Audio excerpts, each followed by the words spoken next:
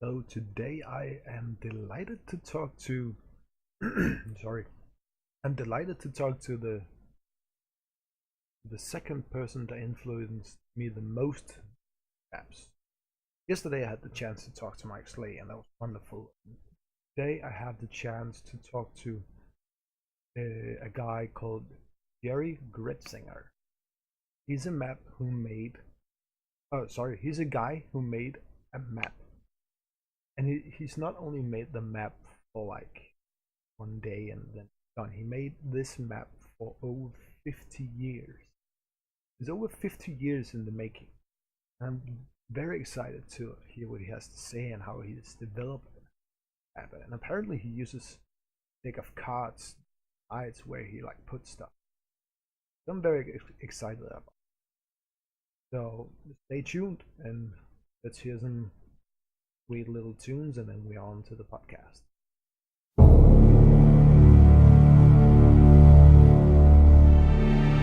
Alright, so today on the Story Podcast, I'm very fortunate to have Jerry Gretzinger with me. He is, as I said before in this little audio clip that you heard, he is one of two people that I admire the most when it comes to my map making. So how are you doing today, Jerry?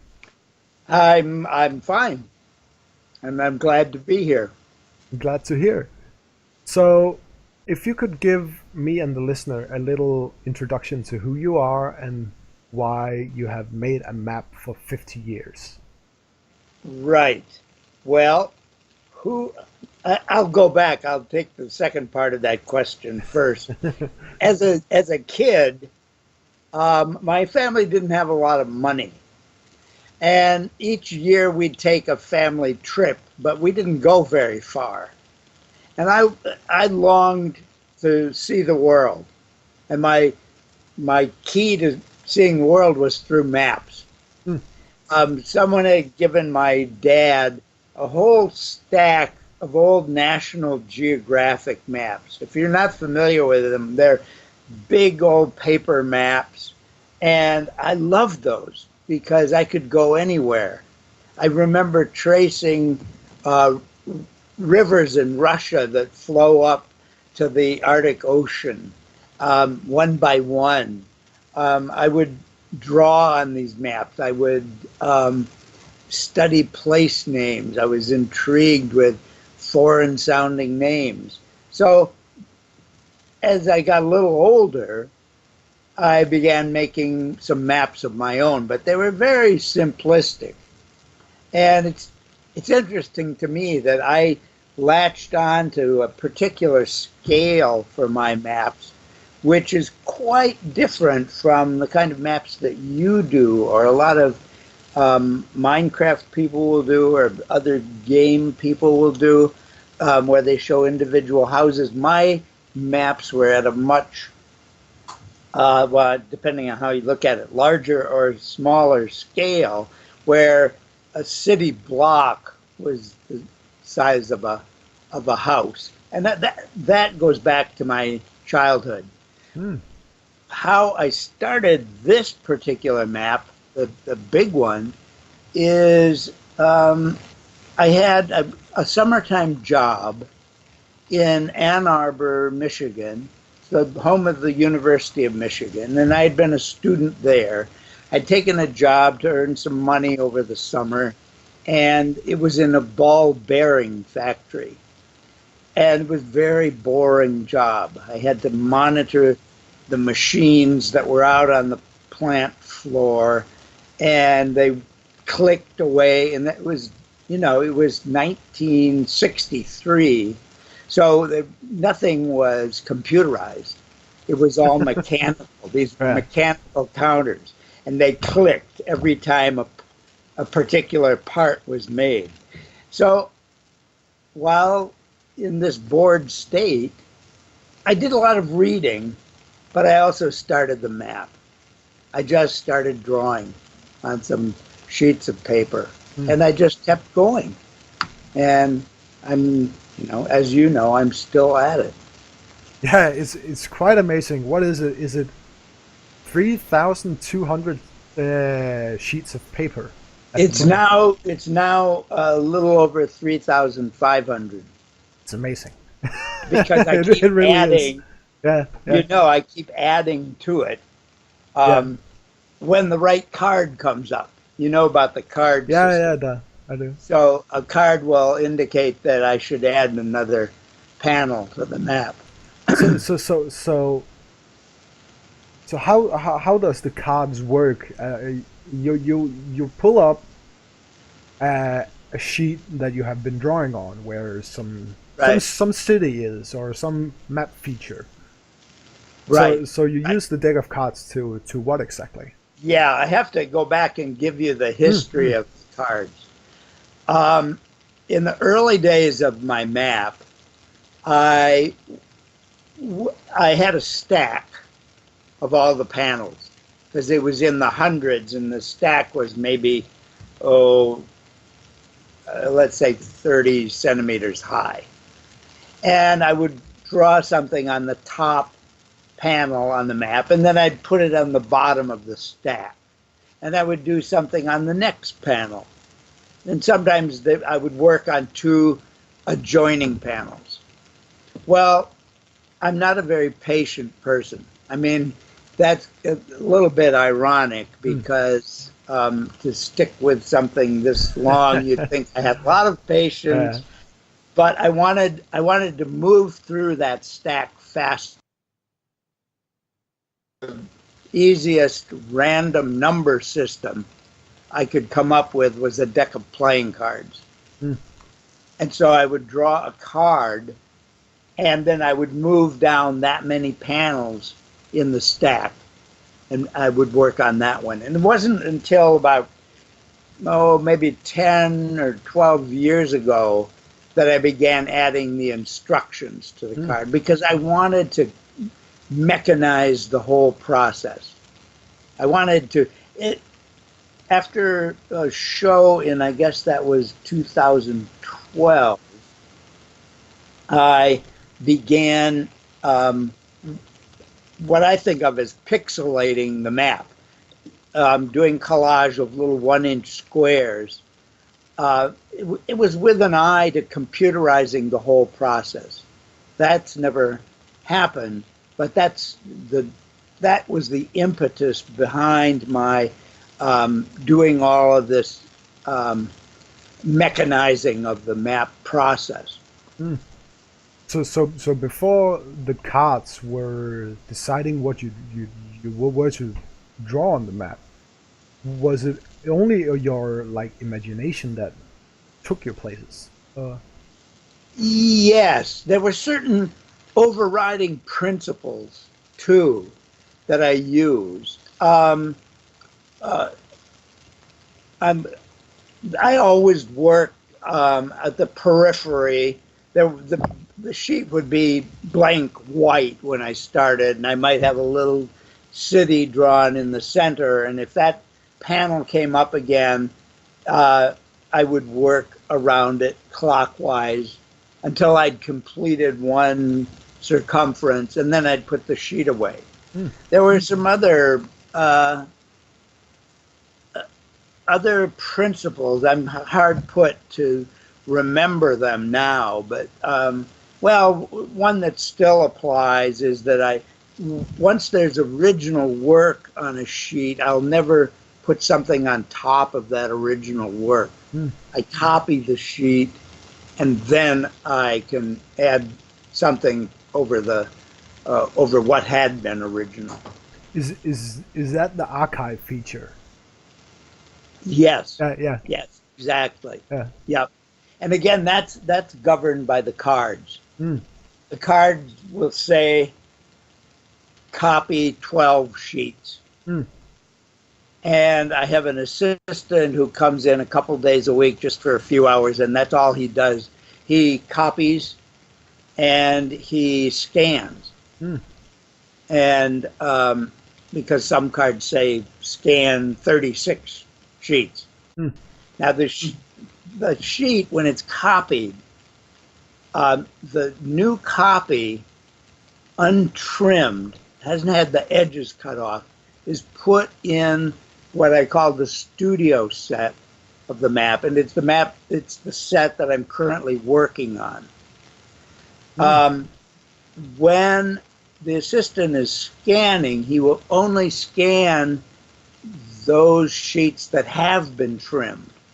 Each time that I draw a sheet that's untrimmed, I cut the edges off, cut it down to its 8 by 10-inch size, roughly, what is that, 20 by 25 centimeters, almost exactly. Trim it down to that size and add something new. The old sheet that was used to make the copy is the one that's archived. And it goes into a series of maps, of which about 4 are pretty much complete. And we refer to them as Exhibition Set 1, Exhibition 2, 3, 4.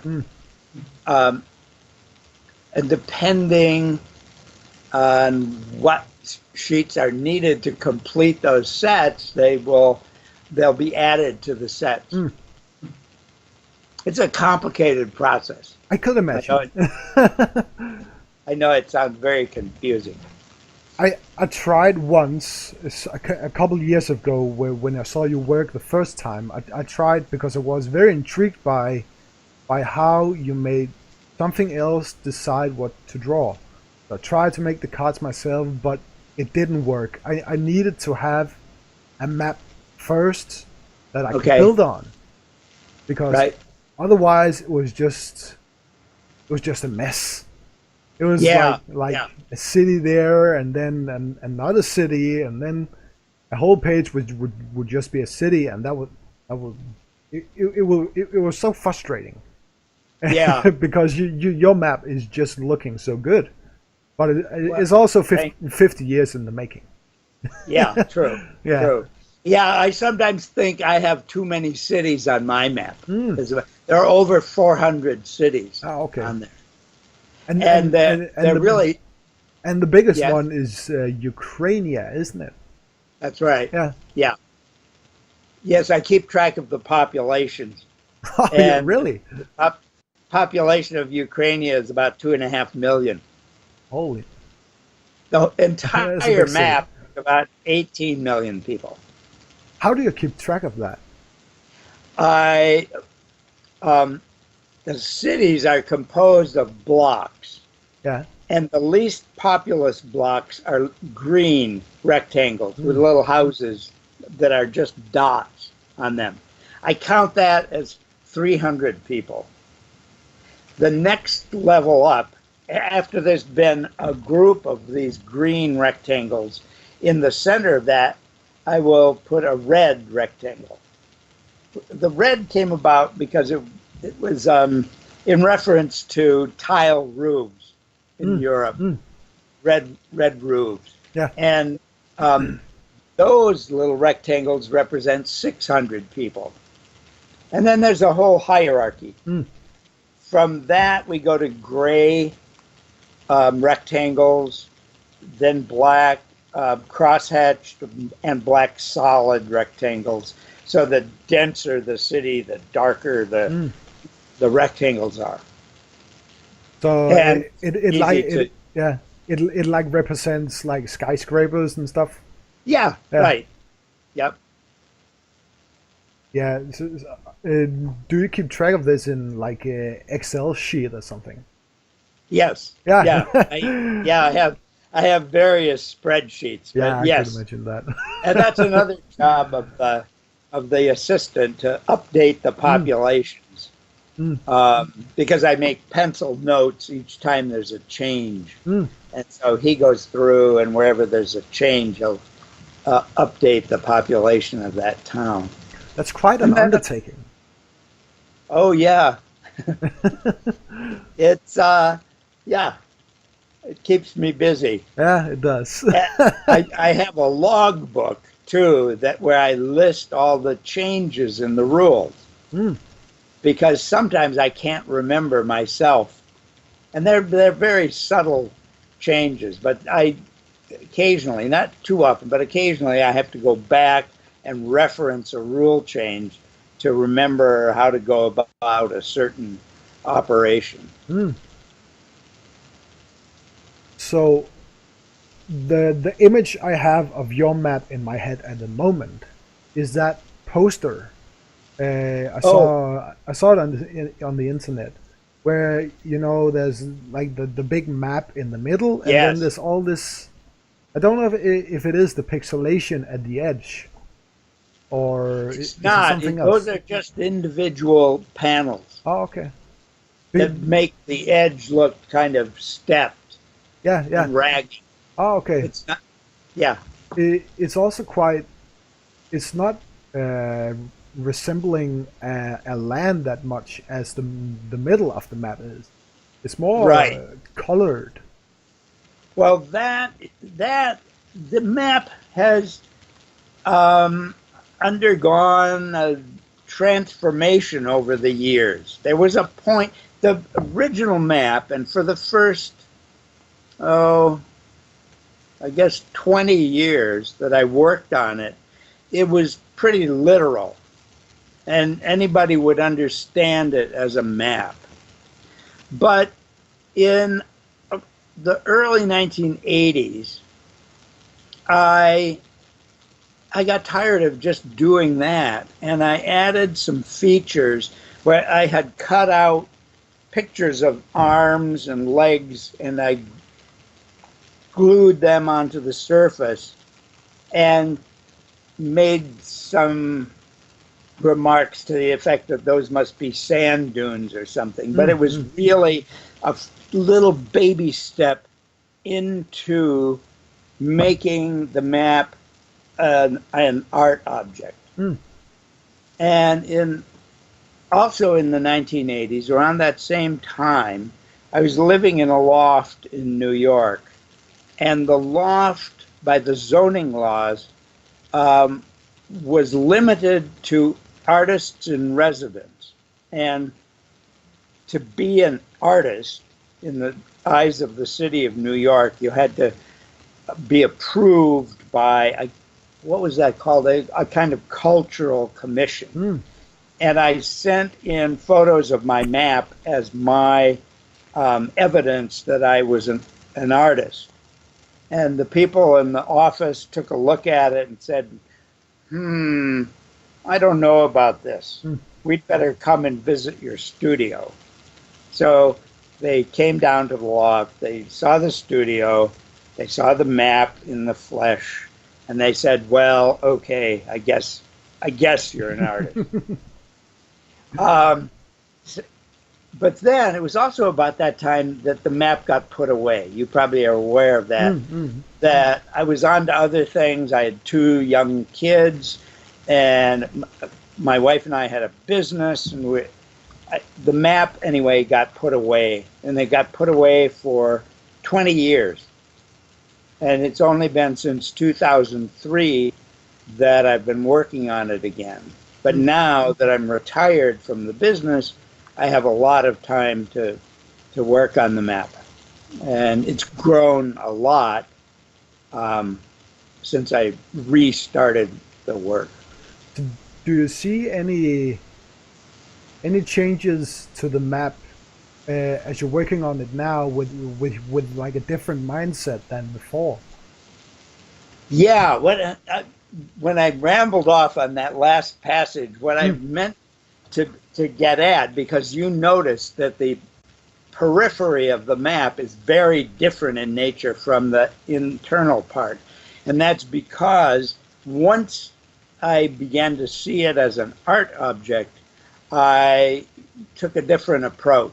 And rather than to start a new panel on a blank white sheet of paper, I would start either on a photograph I had taken or on a kind of patchworked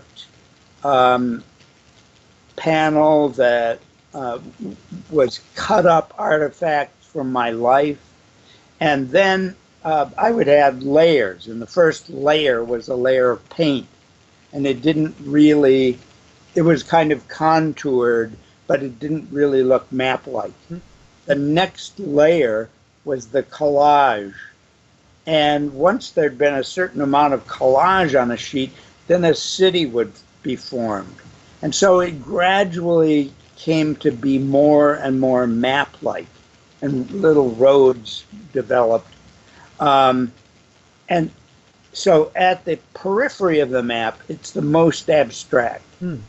If you looked at several panels from the edge, you wouldn't think of it as a map even. But as the panels get older and there are more and more generations, they become more and more map-like. And that's at least until the void comes in. Yeah, yeah. The void, the big blob. Yes. At one point, I had a good friend who writes screenplays and regular plays, and he came to me and he said, "I want to write something about your map." And he said, "But to have a good plot, you need some conflict and resolution. So, but your map, there's no conflict there. These people are just happy folks going about their lives. And can we have some kind of evil force?" And I said, "Well, I don't really care to have an evil force. I'm not into that. But how about this? How about a void where chunks of the map get completely eradicated? And in my mind, the people inhabiting that area they're not dead, they're not killed, they're simply moved to another dimension." Mm.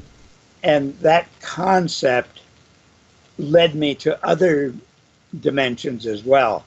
So there's the map itself, and then the void, and above that is something called the red dimension, and it's flame-like red covering the white of the void.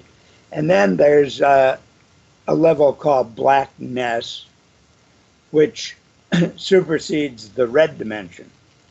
And there are just 2 or 3 manifestations right now of blackness, which is total darkness. I have in mind what's going to be the next level, but it hasn't manifested itself yet. So I'm very intrigued with how these affect the visuals of the map.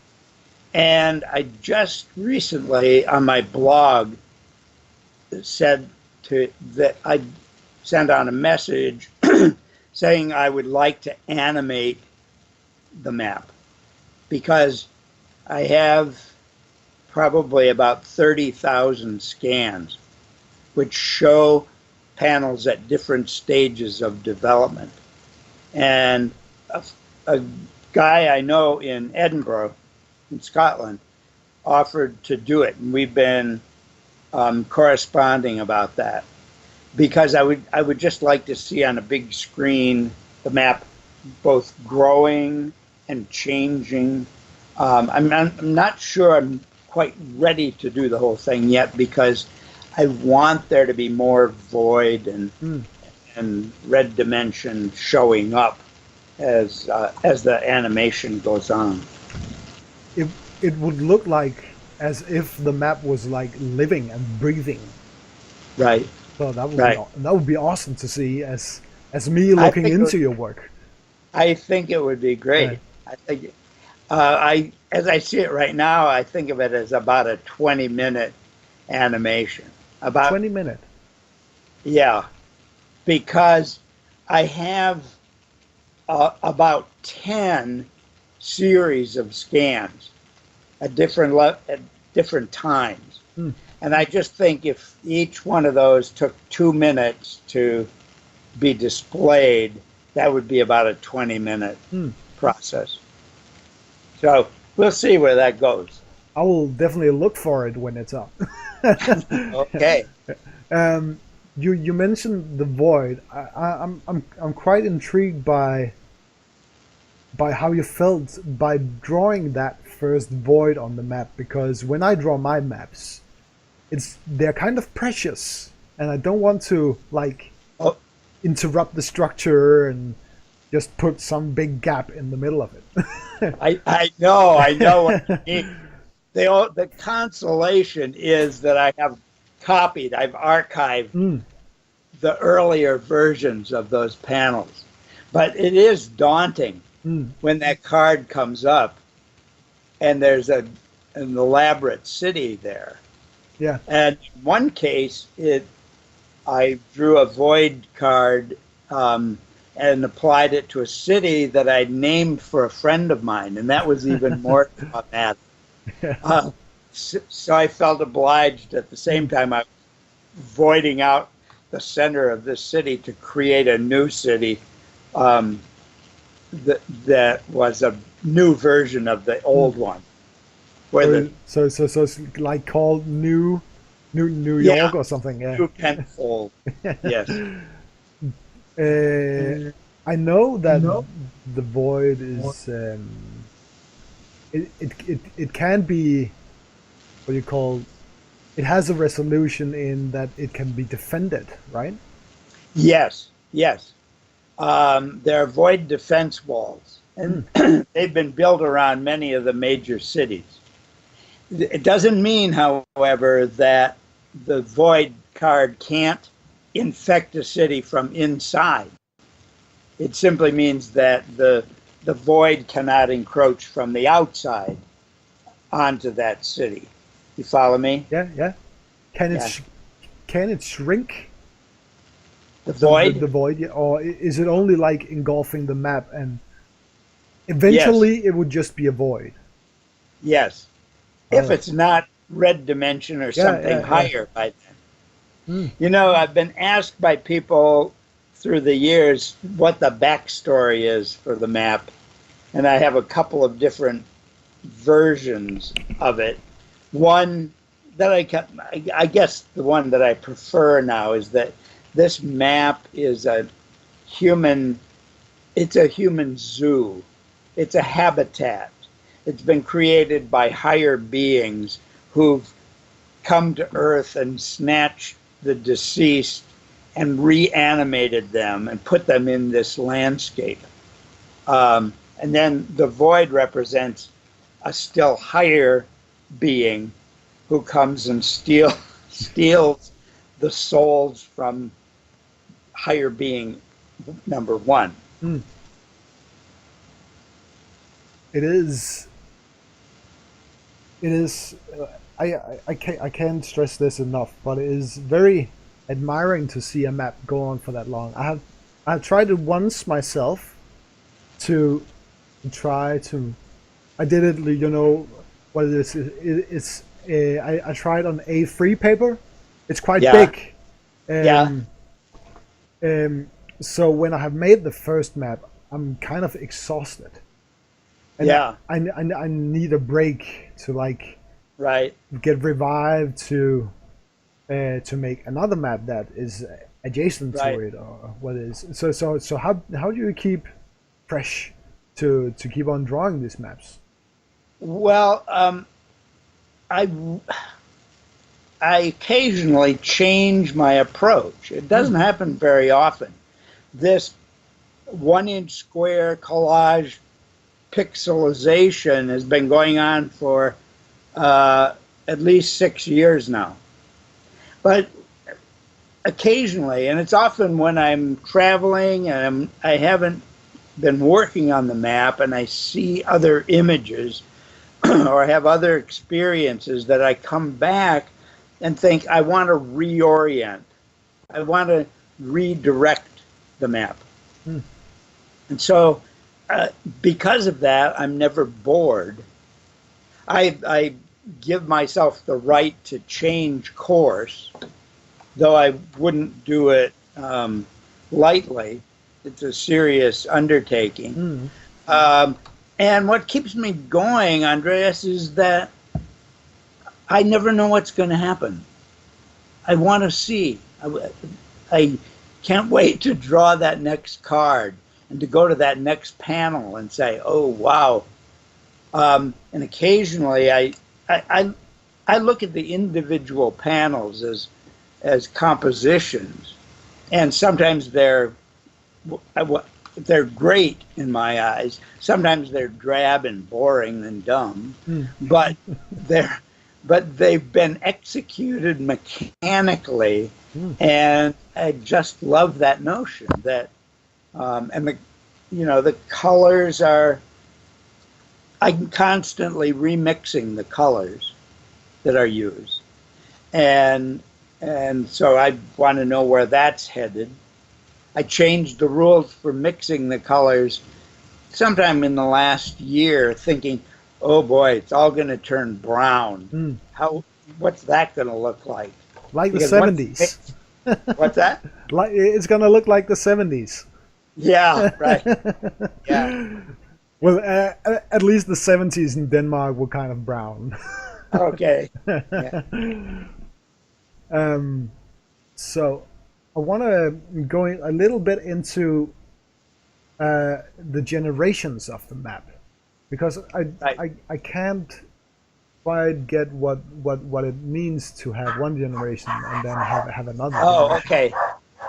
So Do you hear dogs? yeah, yeah. You're going to be able to edit this? No, sorry. No, no editing. It's just the way it is. Awkward and Okay. funny. Okay, we have two dogs, and anytime, it doesn't matter if the car is coming in our driveway or the neighbors across the Oh, road. okay. They go crazy. Yeah. Um, the generations, the original panel, the ones that are being added to the perimeter currently, the original one is generation 1. And as soon as it has been copied by the assistant, that generation 1 panel is archived, and there's a copy that goes into the studio set, and it's generation 2. Hmm. So, and when I've trimmed it down to size and added some new elements, it becomes generation 3. So each time that changes are made to a panel, it becomes the next generation. So And how do you keep track of that? Do you write on the back of the paper or? yes, Yeah. Okay. yes, yeah, I can show you. Um, let me. No, I won't do that, but because you're not editing the tape. But yeah, we have on the spreadsheet we print on the back of every panel a block, and it says what the number of the panel, because they're all by coordinates: north 10, east 15, south 22, west 18. So we know where it fits into the map. It also tells when that panel was copied and what generation it is. So it's all on the back of the panel. And then with a date stamp, every time I work on the panel, there's a date put on there. We also, for the archive panels that have been in shows, we have rubber stamps made, and it says this panel was exhibited at the Palais de Tokyo in Paris or wherever. And so some of the old panels have like as many as 6 or 8 of those stamps because they've been all over the world. But not in Denmark yet.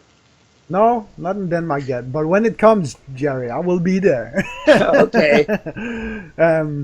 We have a great what's it's called Aros in Aarhus. We have a great place for exhibitions or something like that. I don't know if you have seen it. It has like a rainbow walk on the top of the building. I may have seen it. Yeah. It's in ours. Yeah. You say. Send me the info on that. Yeah, I will. Because I have among my many projects, Andreas, is my great, I call it Jerry's Great Giveaway. And I've been donating panels to museums. And I do that, of course, all randomly. The names are all in a bucket, and I draw a name out, and I send them 20 panels that form a square. Mm. And currently, I'm not donating to any European museums because I have an agent who's negotiating with a gallery in Paris to show them. And he's asked me not to send them out. But I'm still donating to American museums. And often they just send it back and say we can't accept it. But to date, there have been 6 museums that have accepted the gift. And it's fun for me to be able. It's something that's so personal to you, right? Yeah.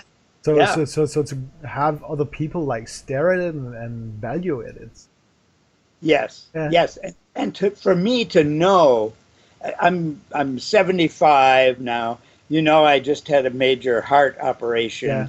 I'm not going to be here forever, so it's gratifying to me to know that pieces of the map have a permanent home. As permanent as we can predict. Yeah. That's good. So let's go a little bit back to the generation stuff. How far of the generation have you gone as of now? Well, it varies a lot. Near the edge of the map, all those panels are first, second, or third generation, and toward the center of the map, they go as high as 9th or 10th. I think I saw an 11th generation panel recently. So it depends on the random drawing of the cards. Sometimes one gets kind of left behind, and it may be near the center, but it's only on generation 4. So how do you keep them aligned to the one that's adjacent to? Let's say we have a map, right? Or you know, a tile, and you have drawn a card that says do something to this map. How do you keep that aligning to the map next to it? Okay, the studio set is always perfectly aligned because when I work, if I'm working toward the edge of a panel, I will tape the neighboring panel to it. So I put tape on the back and I work across that break. Oh, that makes sense. And sometimes I'll have half a dozen panels all taped together.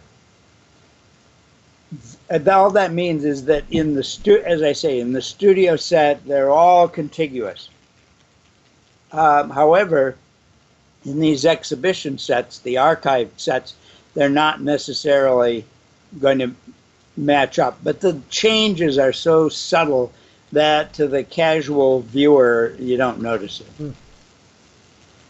Anytime that we've shown the map, you can have a generation 3 next to a generation 7 and not know that they're not of the same era.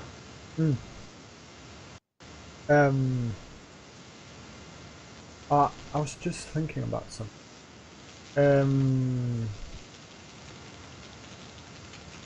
Did Ukraine start as a small town of only like 400 people or something, and then it's just evolved? No, Ukraine has a kind of curious history in that I was in the U.S. Peace Corps in the 1960s. I went into the Peace Corps in 1964. And at that time, we were allowed, well, we had a suitcase that we carried our clothes in, and we were allowed to have one trunk or footlocker shipped to us. But it was literally shipped, and it took months to arrive. And my map was in that footlocker. So I had to wait. And while I was waiting, I created Ukrainia. And for a long time, it was a separate map from the main one. But but I applied coordinates to it, so I knew its relationship to the big map. And gradually, through the addition of panels, the two grew together. But Ukraine was always conceived of as a big city. It was never tiny and growing. And that's true of all the older cities, because in the first 20 years of my map making, I didn't have access to any way of copying. So what I put down on paper was it. Mm. It wasn't going to change. And it wasn't until I started working on the map again in 2003 that I had access to color printers and could copy and change panels. And that was a huge undertaking for me, and really satisfying, because even in the early days, I did a few panels on tracing paper so that I could get blueprints made, but that wasn't going to work. That wasn't satisfying.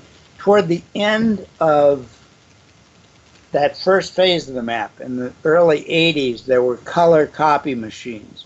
They were expensive, and the colors were not very accurate. And I copied a few panels, but I thought, well, I'll go broke trying to copy very many. So I gave up on that. Yeah.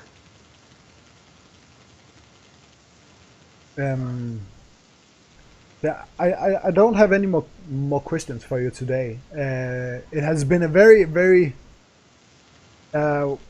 what's the right word? I have got the answers to all of my questions regarding the cards, Okay. because the cards was like it was a thing that I didn't get how the cards could. Did the map get? Was it in like the map before you started picking it up in 2003? Was it also going into museums, or was it only at your place? No. I did it. I wasn't hiding it. I didn't do it in secret, but I was not exposing it. Friends knew that it was something that I worked on, but I had no intention at all of ever exhibiting it. And it wasn't until probably 2004 or 5 that a friend who was an artist saw it, and he said, "You have to show this." And I thought, well, okay. And the first really big show was at the Massachusetts Museum of Contemporary Art in North Adams. It's a huge old factory building complex, and they saw the video, that 9 or 10-minute video. Oh, yeah. The director said, "I want to do this. I want to show it." So he had me come up there. I toured the museum with him, and he would say, "Oh, how about this wall? This one big enough?" And I'd look at it and kind of calculate in my mind, say, "No, we could get half of the map on that wall." And so he was getting a little bit frustrated. But the last space we looked at was a black box theater. It was a room 100 feet square, so that's like 30 meters on a side. It was all painted black. And I said, "Well, we could do it on the floor in here." And he said, "Oh, I never thought of that." And in the end, it was a great show. We put the map on the floor. They built a catwalk around it so that people could get some perspective on it. They moved my studio to the stage in the theater, and I stayed there. The show was only up for 10 days, but I was there for the whole 10 days working on the map as people were looking at it. That was a great show. That must have been a great experience for you as well. Yes. Yeah. Did they like come up and answer and ask you questions about the map? Oh yeah. Yeah. Yep. Yes, I Uh, didn't get very much done because people were always asking me questions, but yeah. it was a lot of fun. Mm. Yeah. And since then, we've been in some great shows. The first one in Europe was in Edinburgh at a place called Summer Hall. And then there were several shows in the U.S. And then there was a big show in Paris where they had built a special wall that was 10 meters high. And we went all the way down that wall, across the floor, and up an opposing wall. They put clear plastic on the floor so people could walk on it. That was really a great installation. Yeah. Did it have space between the panels? Yes. Okay. I always, in mounting it, I've always put at least, well, in that case, I think it was 1 centimeter. So it's not a big space. It all reads as continuous from a distance. But yeah, technically there was a gap between all the panels. And that's because the panels um, will expand and shrink depending on humidity and depending on how accurately Jerry cuts them at night.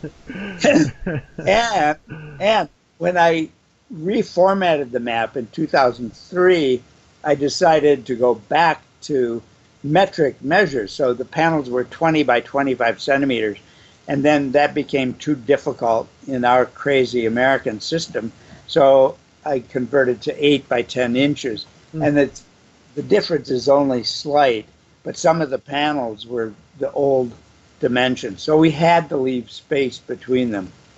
Otherwise, it would have been a nightmare. I could imagine. Yeah. I hope that one day, Jerry, that I will see your map in Aarhus. Oh, I would very much like to see it. Send me all the information. Yeah. Yeah. Well, So is that a contemporary art museum or? It's mixed. I haven't been there for a long time, but I think it's mixed. They have like a Renaissance floor, as I recall, Okay. and then contemporary in the basement and on top of that. But Yeah. if you hang around a little after this call, I can show you via my computer. Okay. So Sure. I don't have any more today. So Okay. thank you for your time. Oh, you're welcome. It's been a pleasure.